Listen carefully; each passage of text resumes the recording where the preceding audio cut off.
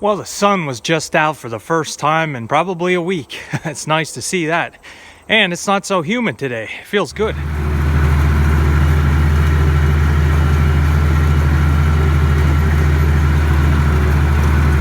Alright guys, well I've done some music videos. I have done some real short videos, and I have missed a whole day of doing a video. Mainly just because I didn't have content for the one day. It's just been raining here, and it's been miserable, hot, humid, and I honestly haven't gotten a whole lot done. So today I am headed out now. I'm going to make a Craigslist purchase. I found these on Craigslist, and they're going to be a great accessory for the International 986.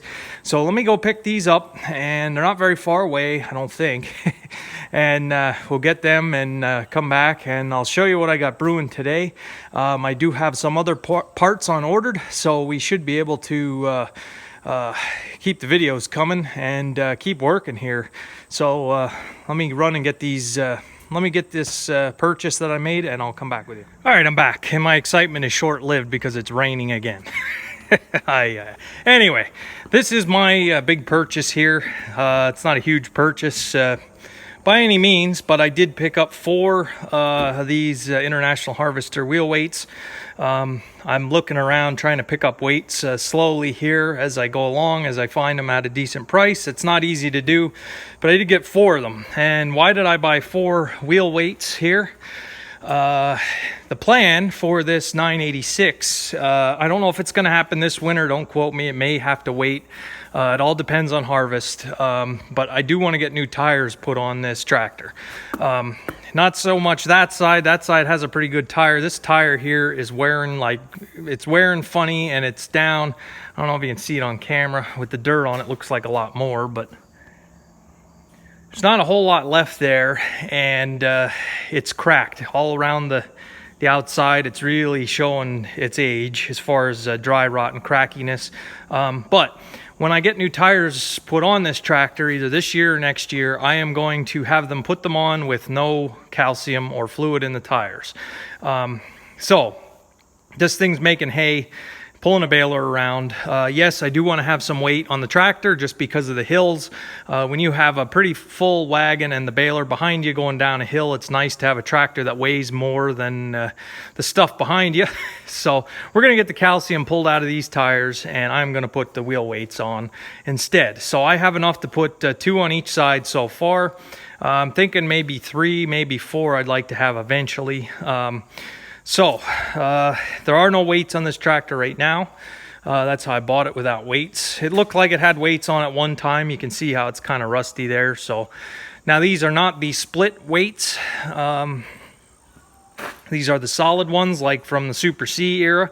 But I think they'll still work. It's a standard measurement from here to here. I'm pretty sure it's a foot between all these holes. It's 1 foot. So I can't put them on tonight, as much as I want to get them put on. I do not have all the bolts I need. I was looking, I found one pretty sad looking bolt here for a pattern. And I can't, that's all I have, and it's about 7 o'clock at night, and my hardware store is closed. They close at 5, so I'll have to wait till maybe tomorrow. I do need to get some washers, because with the these wheels, the dishes, these weights don't sit tight up against with this style of dish. And I can tell you that, guys, they don't sit flat. Hold on, let me turn my light on. I'll come back with you. I don't know if this will help or not, but this is the wedge lock style dish here.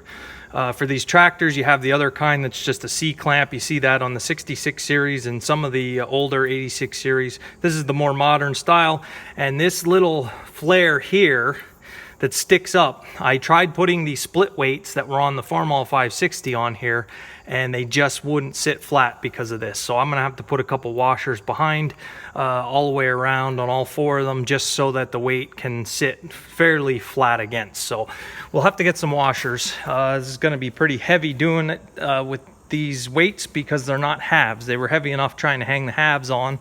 What I might do is get a piece of all thread and bolt it fast, just to give me kind of a start to get one hole lined up anyway. But they should work. They're painted already, so that's one less thing I have to worry about. So we did get, we got 4 weights anyway, so that's my humongous purchase here for the year. So like I say, that'll be something for another day. So yeah, that's going to be the plan for that tractor. Still looking around for the 75-pound front international weights. Those things are costing like $150 to $175 a piece, which is absolutely ridiculous. But I need a set for the 685. I don't need a ton, but I would like to have about 5 or 6 on here, just because this front end is a little light when you're pulling the hay bine and sometimes with the sprayer. And of course we have no weights on the 560 on the front. We don't really need them, but I am gonna try my best to find a set of 75-pound international front weights. So did go down to Wangers and Myerstown. They said we can price them for you, but you're not gonna want to hear the price. And sure enough, I didn't want to hear the price. So little bit as I go here, as I find them at decent prices, I'll add some to the collection. So we've got 2 sets here, so that's a good start. If I have trouble with these getting them on the 986, I can go and take the half weights back off of the 560 and put these on. I don't know. I have 1 set on the 560. I have 1 set on the Super C. There are no weights on the loader tractor, and there are no weights on the 685, and there are no weights on the 986. So I do want to get rid of that calcium that's in there. And this is the start of it. So, all right, I guess that's where we'll end it. Thanks for watching. Yeah, all right, I unloaded those weights. Just a side note here, upcoming, as far as the parts I have ordered, this is my chemical hose, suction hose. Whew, those weights are heavy. That I use for the liquid nitrogen going from the tank through the pump into the sprayer.